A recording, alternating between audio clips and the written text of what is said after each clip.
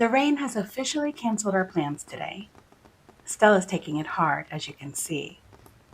So while she sulks it off, I figured it was the perfect time to run a little product experiment. I have a feeling this one's going to be good. At least, it looks good in my head. Let's see if it actually turns out that way. So if you love pets and are ready to have a little fun, let's get started. First, I had to turn my dog into a sticker. I just love her expression here in this picture, so that's the one I went with. I'd already swapped the original background for a neutral texture, but honestly, the background doesn't matter much here. All we need is Stella.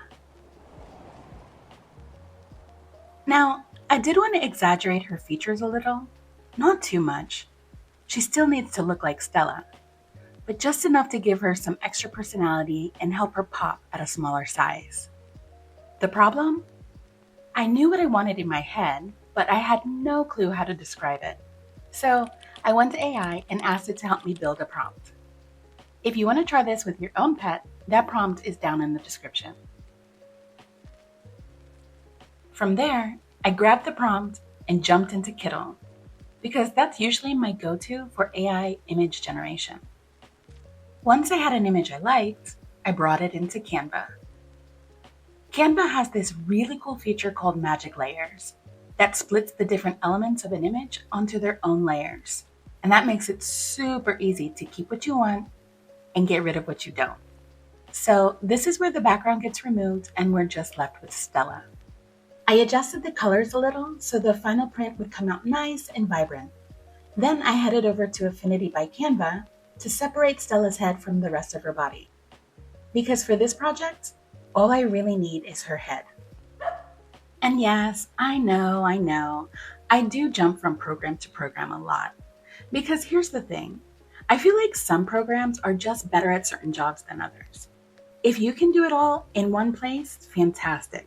This is just the flow that works best for me. Next stop, Cricut, to print and cut the stickers. I wanted 3 copies, so I duplicated the image and adjusted the sizing. Then I added a standard sticker border, which changed the overall size that I wanted for the stickers, which meant going back and adjusting everything again. So if you're trying this, maybe wait until after you add the border to adjust your sizing.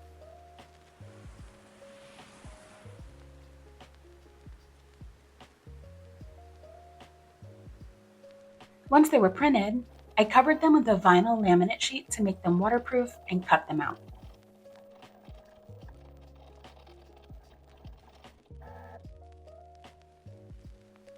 Okay, so this next part might be a bit weird, but it was the easiest way I could do it. I needed an offset that included the sticker border. So I took a screenshot of the finished stickers right inside Cricut Design Space and pulled that back into Affinity. I removed the background, put each sticker on its own layer, and exported them individually.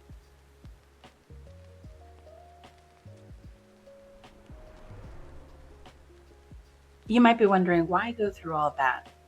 Well, because I wanted to bring them into Xtool Studio and use them to create the cut offsets for the acrylic backing pieces. If y'all know an easier way to do this, please help a girl out.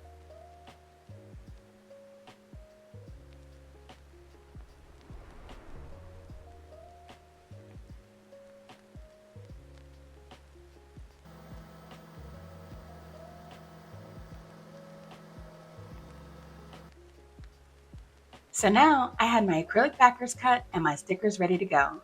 Next step, attaching each sticker to its backing piece.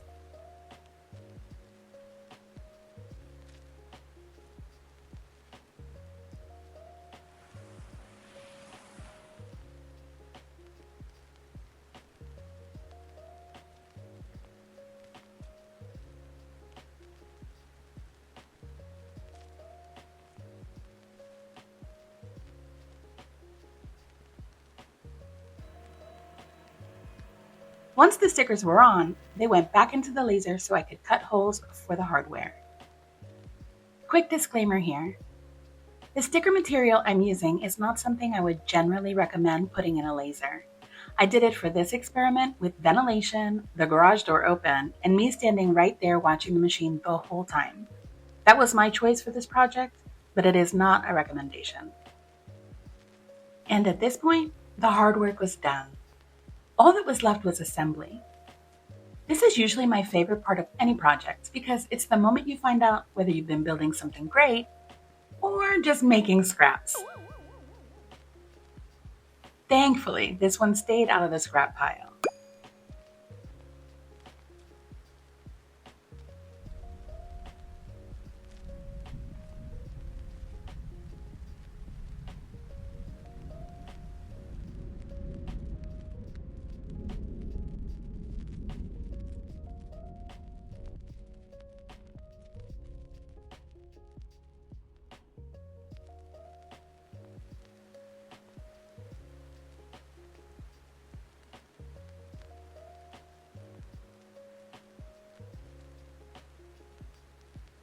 So after all that, what did we end up with?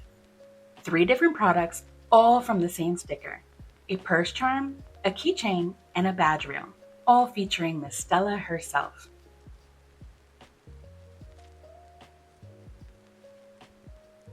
My favorite of these is the purse charm.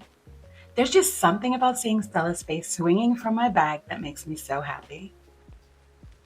You can use this same concept to make so many different things. Ornaments, magnets, pet tags, you name it. They're highly customizable. Any pet owner can send you a photo of their dog, cat, rabbit, horse, or whatever furry supervisor runs their house, and you can turn it into something real personal. Even with the acrylic backing, there's nothing bulky or heavy about them.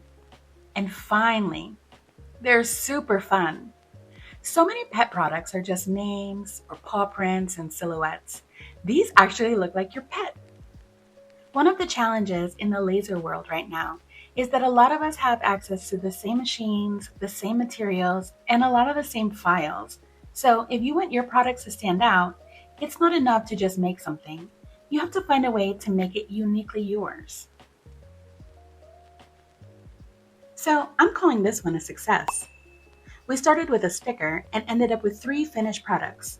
And more importantly, we took a simple idea and turned it into something a little more interesting. If there's one thing I'd encourage you to do, it's experiment. Sometimes the projects with the most potential start with the strangest ideas. Thanks so much for spending part of your day with me and Stella. I'll see you in the next project.